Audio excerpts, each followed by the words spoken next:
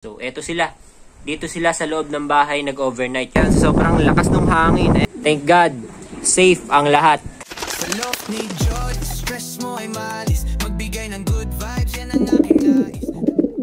Good morning guys. Kamusta kayo? Sana lahat kayo ay safe dito sa nagdaan na bagyong uwan. Grabe. Tayo, okay naman. Thank God, safe naman tayo. Yung bahay natin, okay naman. Pati yung mga alaga natin ay naisinop din natin ng maayos. So, eto sila.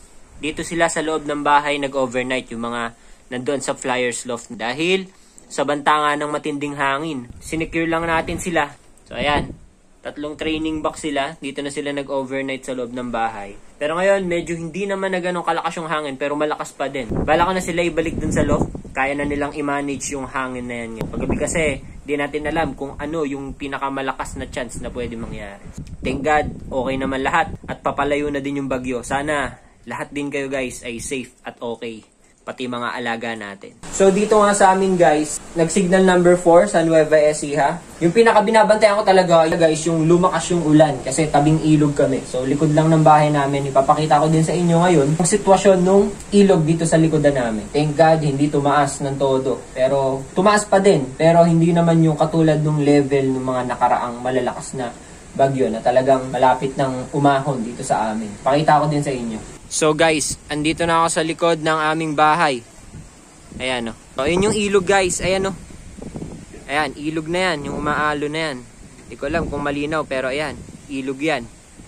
So, yung mga nakaraang bagyo as in talaga umabot dito. Ayan, paakyat na dyan. So thank God dahil ngayon more on hangin kaysa ulan. Thank you din dahil yung mga kapitbahay natin safe din naman yung kanilang bahay at safe sila. Lakas pa din ng hangin. Ayan o. Mahangin pa din, may konting ambon as of 8 AM ngayon, Monday. Ayun, salamat at pahupa na din at palabas na din yung bagyo. And then, ito naman yung sa paligid natin guys. Ayan, sobrang lakas ng hangin. Ayan, yung mga punong saging natin. Mga natumba, yung mga tanim ni Mrs. Ayan, mga natumba din. And even yung mangga. Ayan, no.